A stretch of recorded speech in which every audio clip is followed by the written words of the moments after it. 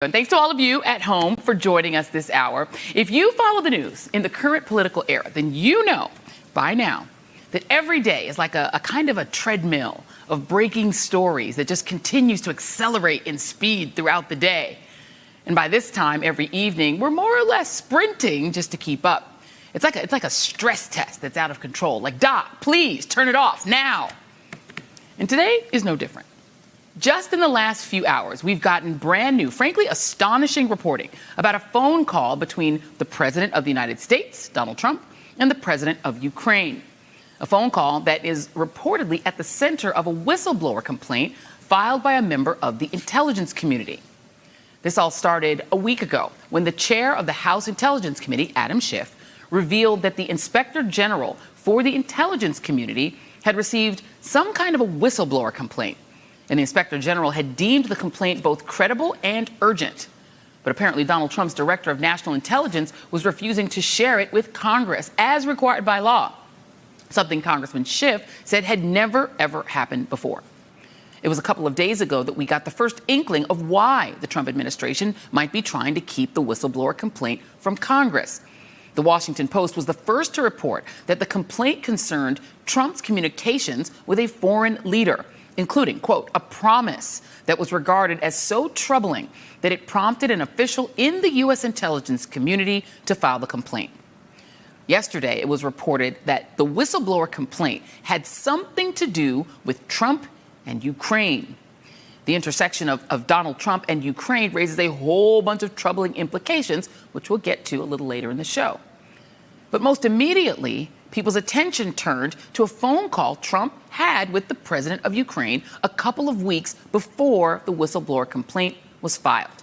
Quote, that call is already under investigation by House Democrats who are examining whether Trump and his attorney, Rudy Giuliani, sought to manipulate the Ukrainian government into helping Trump's re-election campaign by digging up dirt on Democratic presidential frontrunner Joe Biden, all while Trump was holding up $250 million in military aid to Ukraine.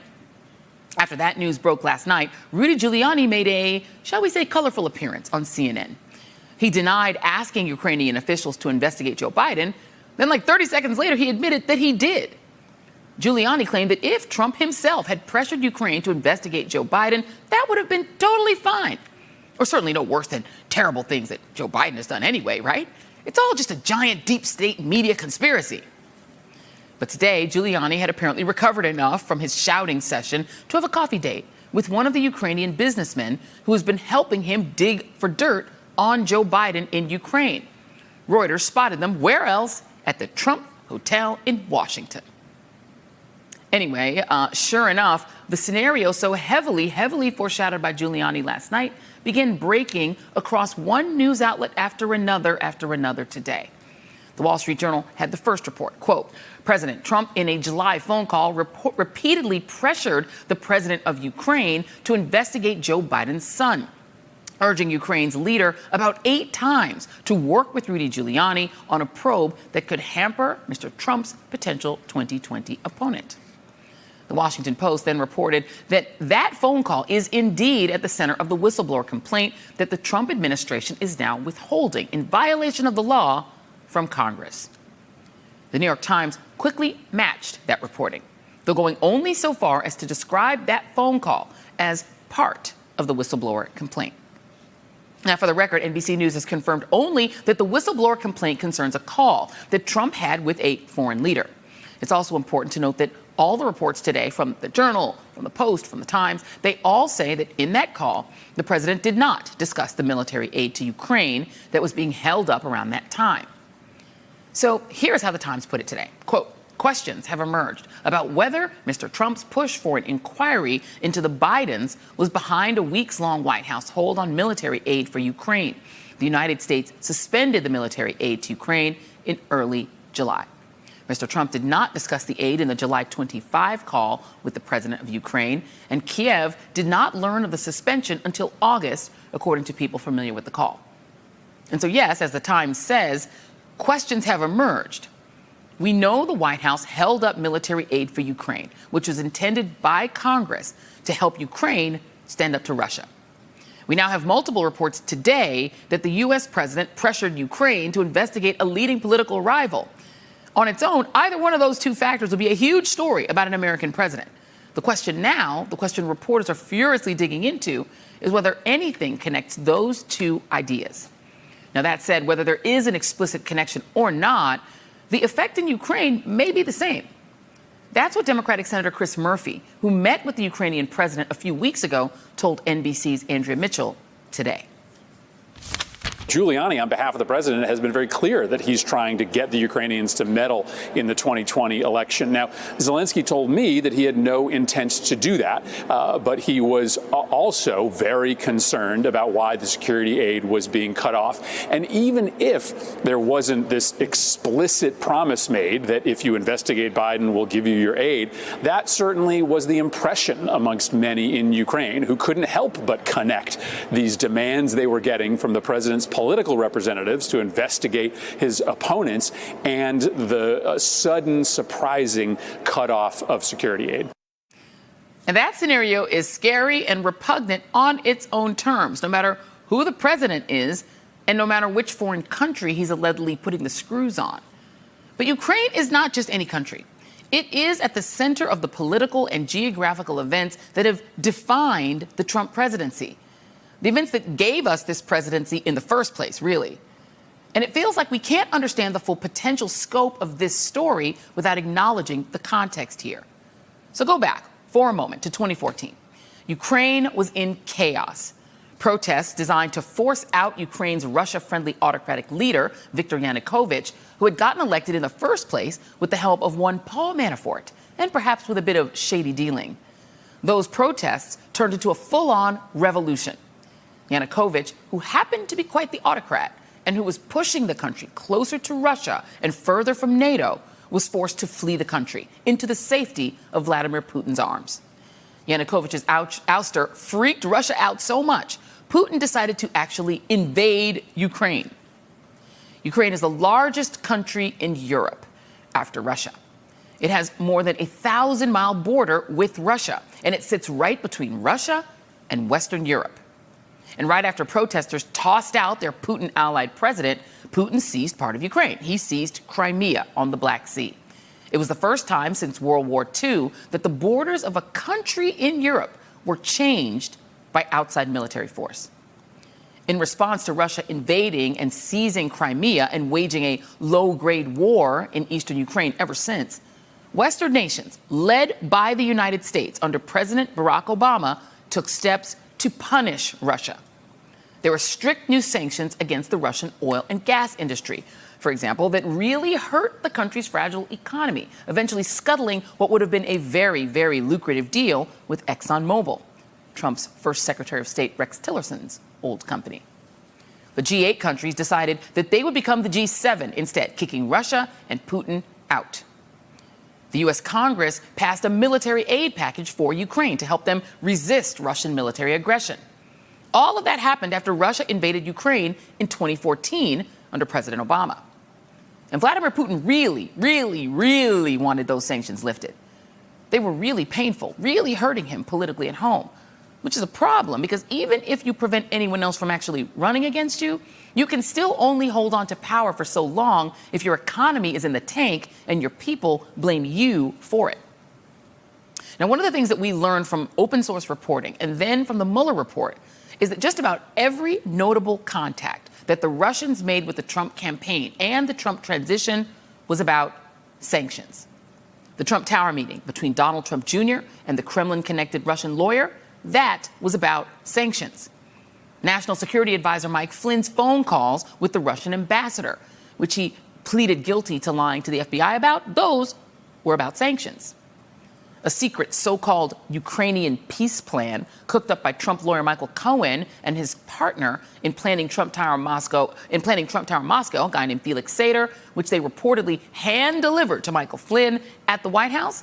That peace plan was also basically just a plan to lift sanctions on Russia. The mysterious meeting that happened between Eric Prince and the head of a Russian sovereign wealth fund in the Seychelles Islands during the transition, that was a meeting about Russian sanctions. Mike Flynn's cockamamie plan that he tried to push through the White House to try to build nuclear power plants all over the Mideast, it was also a plan, wait for it, to get rid of sanctions. Oh, and who should pop up again but Paul Manafort, now running Donald Trump's campaign after a years-long career working for the Ukrainian political party that wanted to bring Ukraine closer to Russia. And bringing Ukraine closer to Russia is the key here. It is the flip side of the sanctions coin. The sanctions on Russia are about Ukraine.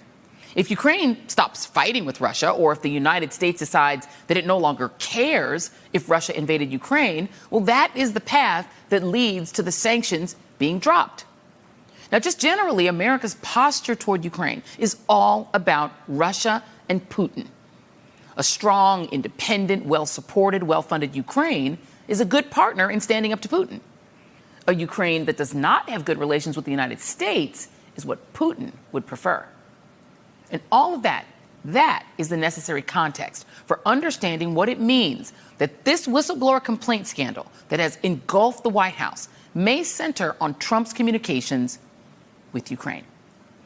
Because this pressure that Donald Trump is reportedly putting on Ukraine to dig up dirt on his political rivals, it comes at the same time that he has appeared to be trying to reverse all of the measures that the United States took starting in 2014 to punish Russia for invading Ukraine. We have seen Trump repeatedly and insistently argue that Russia should be let back into the G7, even though the reason they were kicked out in the first place was Ukraine. And what Russia's doing to Ukraine hasn't changed at all. We saw Trump block the delivery of that military aid that's meant to help Russia to stand up to Russia, and only release the aid under bipartisan congressional pressure. We've also seen Trump cut the funding for projects to shore up European defenses against Russia, an initiative that started by the Obama administration after the Crimea invasion. Trump is using that money for his border wall instead. Now, to the extent that Vladimir Putin wants things from Donald Trump, those things almost all, in some way or another, connect to Ukraine. Dropping sanctions, getting back into the G8, blocking money or weapons going to support Ukraine in its fight against Russia. And so, yes, the whistleblower complaint in the intelligence community that Trump trying to get a foreign leader to do his domestic policy dirty work for him, that is upsetting on its own terms. But it can't be separated from the foundational scandal of this presidency, Donald Trump's relationship to Russia. Joining us now is Michael McFaul, former U.S. ambassador to Russia under President Obama. And Mr. Ambassador, always great to talk with you. Thanks for having me, Joe. So can we just go back? Because this Ukraine part, like, people think a lot about Russia and Donald Trump's seeming fealty to or strange relationship with Russia. But can you talk a little bit about Russia's sort of obsession with undoing what President Obama did with Europe together to sanction them for invading Crimea? Well, I thought you just did an excellent job. That was a great contextual, big paragraphs to put this in a bigger context. And I think it's really important to understand that. Absolutely, the things that President Obama and Angela Merkel and our allies did are things that Vladimir Putin's been trying to roll back ever since it happened. So it's sanctions, support for NATO, and support for Ukraine. Those are the three. We know that they've been trying to lift sanctions through various ways. It's part of the reasons that he supported candidate Trump in 2016. We know that they want to push back on that assistance to NATO, and you rightly pointed out that President Trump himself has now done that. And then this third piece of support for Ukraine, and I want to say, I was one of the people that gave credit to the Trump administration for not only sustaining military support for Ukraine, but they even went further than our administration, the administration I worked in. They provided lethal assistance, and I gave them credit for that. And so that's why this is such an ironic, tragic twist that the one thing that I think President Trump did right vis-a-vis Russia, he is now using to trade for something for his personal gain. But the bigger context is important. All of these things are designed to punish and deter Russia. And on every single front, President Trump has been pulling back. And can you draw a line? I mean, I still recall that during the campaign, during the convention in Cleveland, the one change that was made to the Republican platform, we didn't even add that this where that was also about Ukraine, right? And pulling back on the United States commitment to defend Ukraine. You add that to Donald Trump's seeming disdain and distaste for, you mentioned Angela Merkel and the other members of NATO. Is this all one big Rubik's Cube that all, fits together in some way in your view? Yes, I'm glad you brought that up because allegedly Paul Manafort was behind that change. It was then to take out giving lethal assistance to Ukraine. The policy then overrode the president. I want to point that out, that his policy team back in the very beginning, they said, no, we got to go forward with this. But there has been a tension from the very beginning between President Trump and his national security team with respect to Ukraine and with respect to Russia.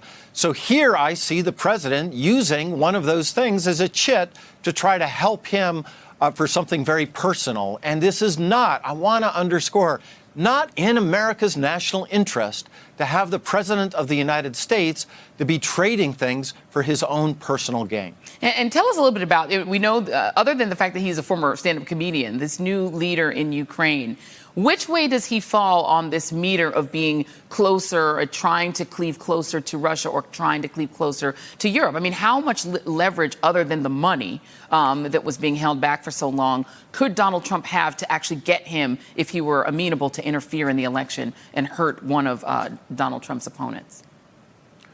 Well, without question, President Zelensky leans towards Europe, leans towards democracy, leans towards free markets. By the way, the things that Republicans used to always also support, that is another paradox here. He also has a brand new parliament that was just elected, and this is a moment, a pivotal moment in Ukrainian history where they actually might break through to move this way. And that's why when the President of the United States, instead of embracing that, instead of saying, we support you 100%, we support your sovereignty, says instead, I want to do this little trade with you. By the way, the little kinds of trades that we've been telling the Ukrainians to stop doing for years, if not decades, it sends a very bad signal. And even if the military assistance was not directly connected as a quid pro quo to investigate the vice president's son, remember, the United States is the biggest, most important country in the free world, and that in and of itself creates leverage vis-a-vis President Zelensky. He can't just dismiss a request from the President of the United States, and I just think it's a terrible tragedy for American national interest. Leaving out the legality and criminality, I'll leave that to people who are more expert than I, but this is not the way to conduct U.S. foreign policy. Former U.S. Ambassador to Russia, Michael McFaul. Can't think of anybody I would prefer to talk to about this, to talk about this topic. Thank you so much. Really appreciate your time tonight.